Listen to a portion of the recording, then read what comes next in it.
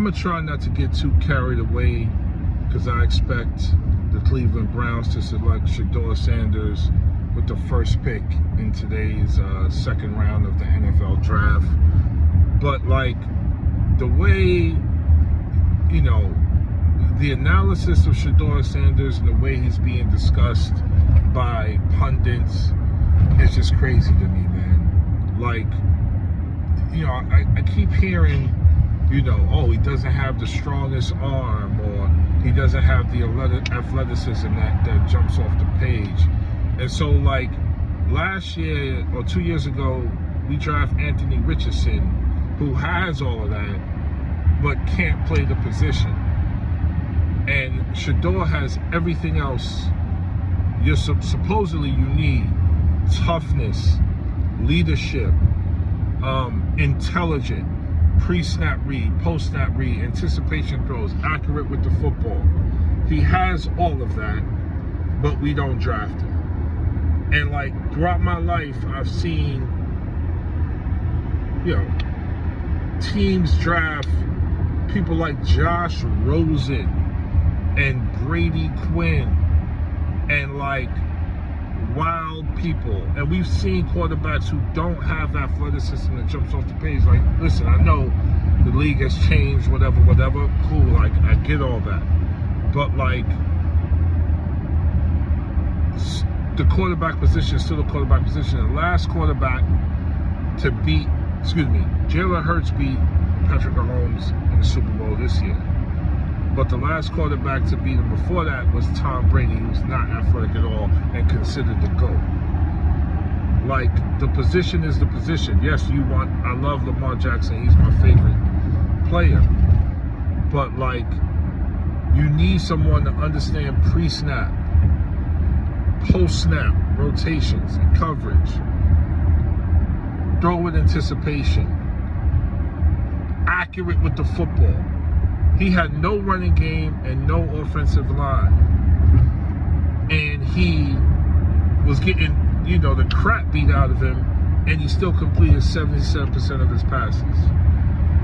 His father is one of the greatest American athletes of all time. He has the pedigree. Coached by his father his whole life. Went to the Manning camp. Knows how to play the position. And the Giants, listen, I don't know, man. The Giants trade back up to get, you know, Jackson Dart. Okay, maybe Jackson Dart is good. I don't know. But, like, I watched Shedeur play. We all did. He played, like, every week. It was always on TV. Like, I watched football my whole life. I played football. Like, he knows how to play. Like, we need competent quarterbacks. Not like the potential of, oh, he jumps off the page. Josh Allen has no rings right now. Like, so it's not about, I don't know, man. It's just the way y'all talk about him. Like, it's the, okay, you got the football evaluation. Then you got his dad and what Dion brings to the table as an active father, as an active black father in his black son's life. And we all know what that is, whether we want to, you know, admit it or not. But it's not only that. It's the way Shedeur dresses, it's the way he talks, and it's culture, in my opinion. You see him at the draft last night. He's wearing all black. He got the ill chain on, and he talks like a rapper. And you know, I keep hearing, oh, he's entitled. He feels entitled. I don't know. It's like entitled. So like these white boys that came before him don't feel entitled. Eli Manning, Archie Manning, when they said he don't want to play for San Diego, don't draft me. That's not entitlement, but that was acceptable. That was okay for him to do that. But Shedeur is not entitled. Shedeur is just tired of being, and I don't know Shedeur, so let me not, you know, whatever. But I've been in those spaces before. I've been in those spaces a lot of people don't know, I did some work with the NFL at the Combine before, back in the days, way back in the days. But like, I've been in spaces like that in education and politics and in sports. He's tired of being poked and prodded at every step of the process, answering the same questions a million times, poked and prodded.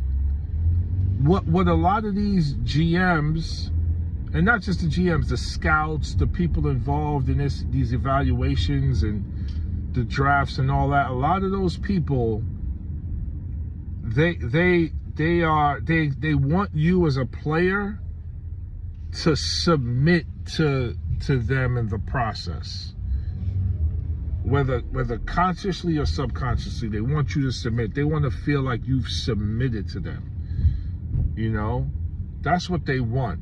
And Shedeur, you know, I saw one interview with Louis Riddick, you know, and Field Yates during his pro day, and he was, I could just tell by his body language, he was just like, man, you know, all I need is an opportunity. You know what I'm saying? Like, all I need is an opportunity. And like, what, you know, what do you think is the best, you know, are the top #1 traits for a quarterback? Don't I have all those? Like, he's just tired of answering the same questions over and over and over again, and submitting to the process, and submitting to, like, you know, yes sir, no sir, yes man, no man. I'm not saying you shouldn't be that way, but like, come on, man. So, you know, this is a, and someone said the other day, I don't remember who it was, this is a black man with means, comes from a home with means, and has extreme confidence, and is not submitting to y'all in your NFL culture in the way y'all want to. I'm gonna go out there and play football. I know how to play the game. I'm ready to play. I'm a great teammate. I've shown that. I'm tough. No O-line, no running game. You know, I elevated, you know, the HBCU I went to. I elevated, what was it, Jackson State? Elevated Jackson State, elevated Colorado to a whole nother level. Like, y'all see me play. And for the Giants, everybody see him play. You see Jackson Dart play. You're gonna take Jackson Dart. Let's see, but see, this is like where, you know, you have so Brian Dable and Lane Kiffin, they cool. One of Lane Kiffin's assistants is Charlie Weiss's son. They cool. They go back to working with Belichick in the Belichick tree. So they all talk to each other, and they're all raving probably about how great this dude Jackson Dart is. Listen, I wish him well. You know, my instinct is, you know, I don't know, we'll see, but like, they got their network, they got their crew, and they made this decision. You know what I mean? That's what happened. And so, you know, and so here we are, man. But we'll see. I think Shedeur's gonna go #1 to Cleveland today, tonight, in the second round. If Cleveland is smart, they'll do that, and I think Cleveland's gonna have a hell of a player. I don't agree with what Cleveland did.